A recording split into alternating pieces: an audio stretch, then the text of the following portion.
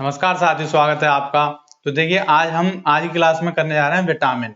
UP police के paper में ज्यादातर विटामिन पूछी गई हैं और इससे संबंधित एक क्वेश्चन आना बहुत ही 90% चांस है इसके। तो आपको ये विटामिन जितनी भी हैं वो सभी के रासायनिक नाम और विटामिन ये बिल्कुल याद होना चाहिए। रासायनिक नाम ही ज्यादातर पूछे जाते हैं।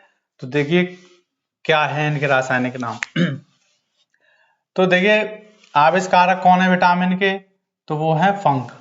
तो ये आपको याद रखना है, पहली बात तो ये होगी। अब है विटामिन आपके कुल कितने प्रकार के, 13 प्रकार के। तो ये 13 प्रकार के विटामिन है, इन्हीं में से एक क्वेश्चन आपका आएगा। तो इसीलिए आप आज की इस क्लास को अच्छी तरह करें और इन विटामिन को अच्छी तरह अपनी कॉपी पर लिखिए और डेली इनको रिवीजन करिए, जिसमें कि 5 मिनट नहीं लगेंगे। और पेपर में अगर ये क्वेश्चन आ गया तो आपके 2 नंबर पक्के हैं। तो विटामिन ए, तो ये तो विटामिन है सारे। तो विटामिन ए जिसे रासायनिक नाम क्या है इसका, रेटिनॉल। ये और इसकी कमी से कौन सा रोग होता है, रतौंधी।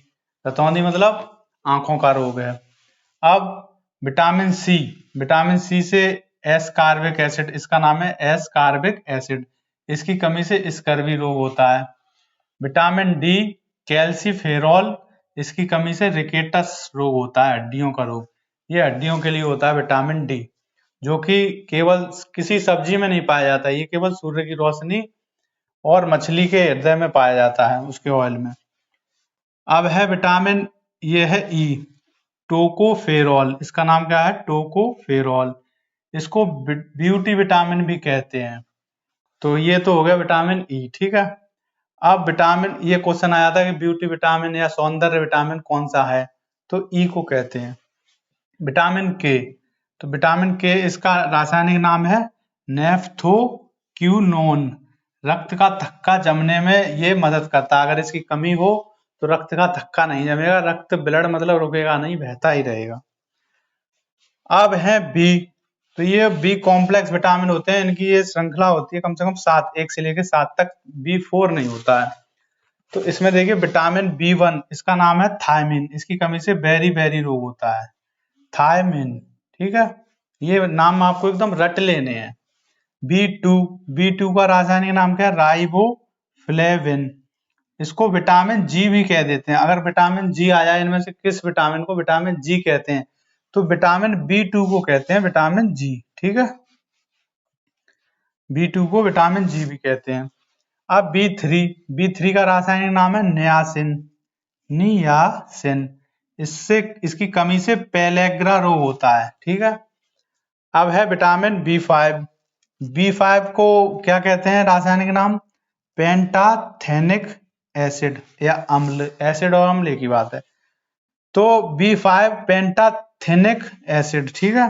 ये रासायनिक नाम आपको याद करने और कुछ इसमें रॉकेट साइंस नहीं है, ठीक है। B6, B6 का रासायनिक नाम क्या है, पायरिडॉक्सिन। इसकी कमी से कौन सा रोग होता है, डर्मेटाइटिस। ये इसकी कमी से होने वाला रोग है। तो जो मेन रोग थे वो भी मैंने लिख दिए हैं, और जो रासायनिक नाम तो सभी के इंपोर्टेंट है, कोई भी आ सकता है पेपर में। B5 आ जाए, B7, B6 और B9 आ जाए, इनके रासायनिक एक का दे दिया, जैसे दे दिया पेंटाथेनिक किसको कहते हैं, तो आपको B5 पे एकदम टिक लगा देना है।